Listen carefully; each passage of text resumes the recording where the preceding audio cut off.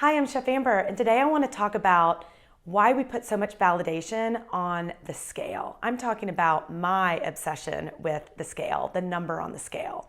So if you've been following this new YouTube channel of mine, I'm very passionate and inspired to share my journey and be really authentic with you about my past journey, or my journey I'm still on, through body dysmorphia, the obsession with the scale, sugar addiction, not loving myself. Scale obsession for me was all about seeking outside validation. I struggled with body dysmorphia when I was actually really thin at one point. When I would restrict and eat 400 calories a day, I would still get on the scale and I was way too thin for my height and my body type, and I still thought I was fat. I still thought I was heavy. The number was not good enough. I have lived my whole life with a massive obsession with the scale. What do I weigh today? I would weigh myself multiple times a day, different areas of the house. Maybe that carpet over there isn't flat. Maybe I can get another number over here. I've weighed myself, in different outfits during the same day to see if I can get a different number on the scale. So why did I do that? Well, I was using it as an outside validation. I wanted that validation that I'm worthy, I'm beautiful, look at me, I've lost weight. I came to realize that no number on that scale was good enough. If I lost too much weight during 1 week, I was like, how did I do that? And I started to get all crazy with my food to try to do that for the next week. If I gained weight, it would put me into the gutter of self-sabotaging actions, thoughts, probably led into a restricted diet led by some crazy sugar binge, or just some really nasty self-hate talk that I would never speak to a loved one or a best friend. Then if I stayed the same, I'd be like, what the heck? I worked so hard last week. It was a lose-lose situation. And so finally, after I'm 43. I just turned 43 a couple weeks ago.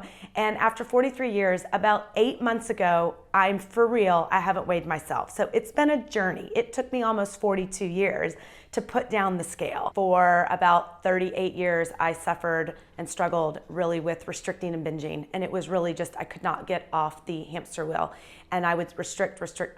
I would diet and diet and diet, find the best cleanse, the best diet. I have been on every diet that you can imagine. I could probably write a book about the hundreds of diets I've been on, and started at a very early age for me. It started at about 13, 12 years old. Even at 8, I started to become a little bit too obsessed with food, started hiding food. My disordered eating and this eating disorder that I struggled with, it ruled my life. And that led to massive body dysmorphia. My body was never how I wanted it to be. I've never loved my body until a couple years ago. I've always hated my body through my teens, my 20s, my 30s. I always wanted a smaller butt, a smaller stomach. I wanted to be taller. I wanted to be this. For me, I used to look in the mirror, and this could happen overnight too. I would look in the mirror and be like, oh my God, you weigh 500 pounds. And the next morning I'd wake up and be like, oh, I look good now. Well, it's impossible to lose the 10, 20, 30, 40 pounds that I thought that I had gained overnight. I always had this number in my head of what I weighed when I was like a freshman in high school. Hilarious. I was 14 years old. I'd barely started my period. And so those long lengths of dieting, which a diet is just a quick fix, it's not a lifestyle change, of restricting myself and starving myself, always ended up on the other end with a massive binge. And my binges was all sugar. And then I could not get off the binge restricting cycle. And then what would happen during the binge restricting cycle is then I would have to supplement my overexercising. So the overexercising, one of my therapists told me I was an exercise bulimic. I would exercise at least 4 hours a day. And that would be in between me either restricting or binging, trying to compensate for what I've been doing, trying to lose that weight again. My weight can fluctuate up to 4 to 6 pounds during the day. So if I weigh myself in the morning and I weigh myself at night, how much water have I had? Did I eat too much salt? Have I been under a lot of stress? Maybe I didn't have a great bowel movement. Women and men, we all struggle with this. But women, are we on our menstrual cycle? We hold extra weight, extra water weight a couple days before, a couple days after. All right, so I want to share what's helped me through the body dysmorphia and what's led to body acceptance is I do a lot of positive affirmations in the mirror every morning. I also I am worthy, I am lovable, I am beautiful, I am radiant. And then I like to look at myself in the mirror and say what I'm grateful for parts of my body. I spoke about finding a therapist. I also meditate a lot. It's my first tool in my tool bag is meditation. That has really helped me a lot. Abraham Hicks are one of my favorite people that you can follow. They're also on YouTube, and they have a lot of great, very short little chats about body image, body dysmorphia, even obsession with the scale. And it basically, they believe that whatever energy we put out, we get back. So I just started saying, you know what? I love my body. I am worthy. I am beautiful. And just started saying some of that kind of affirmations to help me get through it. Really going inward, which is meditation, but really loving myself. Really, truly loving myself took me as long as this journey towards body love. And so body love and body acceptance and self-love for me is all the same thing. First, I had to accept, like I said before, accept this body, and then really, really honor and love myself, and then really, really honor and love my body. It's so painful to rely on an electronic piece of equipment to give us our self-worth. And really, it's going inward. It all starts inward of self-love and body acceptance, and really just accepting our bodies, how we are today, right now in this day. And I lived too much of my life in pain, relying on that number to cause me joy and bring me joy and happiness. And by sharing this, I'm just hoping to alleviate that and just that you're not alone. I've come into acceptance now that I'm a solid 10. I love my curves. I own them. It's amazing. I'm not going to chase the scale for that 6 and that 5. It wouldn't be great for my body type. And that's me. That's my journey. We don't know what people have going on in the inside. And just because somebody's exterior looks perfect, I've met many women that I'm I love your body. You have the perfect body and society standard. And then during deep, intimate sharing, they're struggling and suffering as much as I am with body dysmorphia, hating themselves, hating their body, can't even look at themselves in the mirror.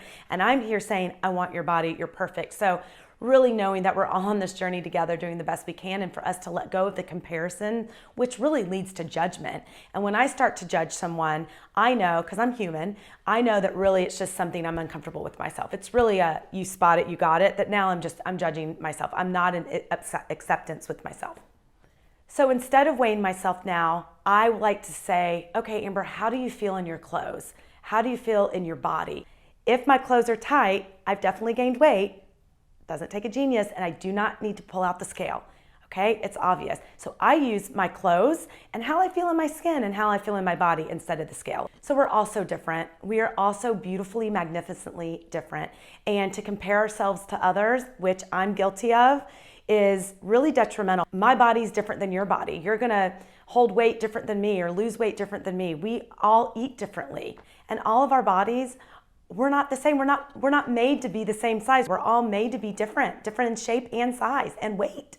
I'm tired of beating myself up every time I weigh myself.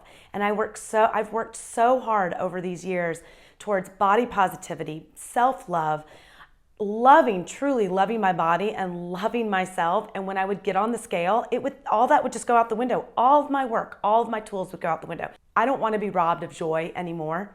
And it was a morning I woke up and I weighed myself and I didn't like the number, and I felt so aligned and amazing and had a great meditation. And it was I'm not gonna let this rob my joy and my sanity for this day. And I decided enough is enough. I'm gonna give up the scale. And it's still in my house. I wanna tell you that the scale is in my house, and there's days where I wake up and I'm so in self and I'm exhausted and I'm feeling heavy and a little bit of body dysmorphia creeps up. I'm not gonna lie, you better believe I open up the cabinet, I take a look at her, and I just shut it back. It's not even necessary. The only reason I have my scale right now is to weigh my suitcases for when I go traveling so I don't hit over the 50 pounds, and that's it. Thank you for following me on this journey. Please subscribe to this YouTube channel. And also you can follow me on Instagram at Chef Amber LA. And if you want more tips and tools and a bunch of yummy, sexy recipes, you can go to my website, chefamber.com. See you next time.